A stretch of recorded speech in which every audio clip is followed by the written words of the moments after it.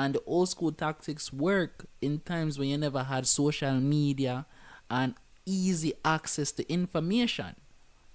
Now the PNP in a bind because no Jamaicans have access to the information. So no Jamaicans can see what the PNP did with FinSac. They can see that Andrew Holness came in and reduced the crime rate. I remember under the PNP for 18 years, they run up the crime, the murder rate, right? Jamaica was known as the murder capital of the world, as Troy pointed out. The debt to GDP ratio under the PNP during the 18 years in power, the PNP, run up Jamaica debt to GDP, and this is a effect of FinSac as well, right?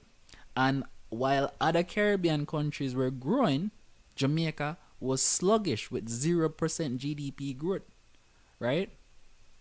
Now Andrew Holness take it over, things start get better, right? We start grow the economy again. KD Knight himself, out time out.